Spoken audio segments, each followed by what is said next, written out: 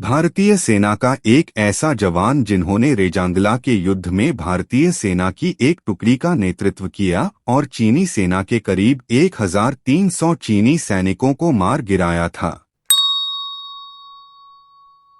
भारतीय सैनिकों की तादाद उस समय मात्र 120 थी, जबकि चीन की फौज के 5000 सैनिक थे। अफसोस वह इस जंग में शहादत को प्राप्त हुए। जंग के करीब 3 महीने बाद जब शैतान सिंह का पार्थिव शरीर मिला तो देखकर लोग उन्हें दंग रह गए थे।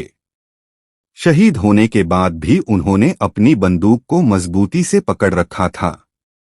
18 नवंबर 1962 को लद्दाख की चुशुल घाटी पर करीब 03:30 बजे सुबह दुश्मन ने गोलीबारी शुरू कर दी। मेजर शैतान सिंह को दुश्मन को मुंहतोड़ जवाब देना था, जो कि आसान नहीं था।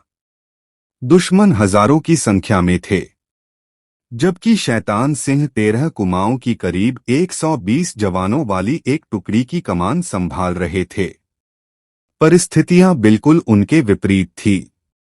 दुश्मन की तुलना में न तो उनके पास अच्छी संख्या थी, न ही हथियार। ऐसे में उनकी इच्छा शक्ति ही थी जिसके बल पर भारतीय टुकड़ी को आगे बढ़ना था। शैतान सिंह ने अपने साथियों में जोश भरते हुए मोर्चा संभालने को कहा। इस तरह भारत की तरफ से जवाबी कार्रवाई शुरू कर दी गई। देखते ही देखते भारतीय सैनिकों ने दुश्मन सैनिकों की लाशें बिछा दी थी। इस हमले से बौखलाकर दुश्मन ने मोर्टार दागने शुरू कर दिए। भारतीय टुकड़ी पूरी तरह घिर चुकी थी। पीछे हटने के सिवा उनके पास दूसरा कोई चारा नहीं बचा था। मगर मेजर शैतान सिंह को यह मंजूर नहीं था। उन्होंने अपनी आखिरी सांस तक लड़ने का मन बना लिया था। दौड़ दौड़ कर वह अपने साथियों में जोश भर रहे थे। तभी अचानक एक गोली मेजर शैतान सिंह को आकर लगी और वो बुरी तरह से लहूलुहान हो गए। साथियों ने उन्हें सुरक्षित स्थान पर ले जाने की कोशिश की, मगर मेजर ने इनकार कर दिया।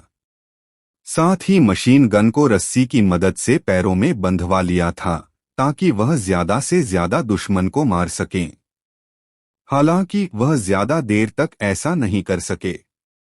सुबह होते होते मेजर समेत टुकड़ी के 114 सैनिक शहीद हो गए।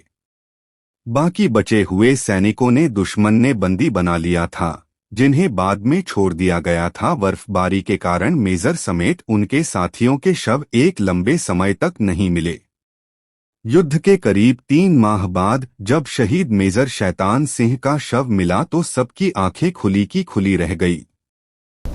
उनके पैरों में अभी भी मशीनगन बंधी हुई थी, जिससे अंदाजा लगाया जा सकता है कि उन्होंने अंतिम समय तक किस तरह से दुश्मन का सामना किया होगा।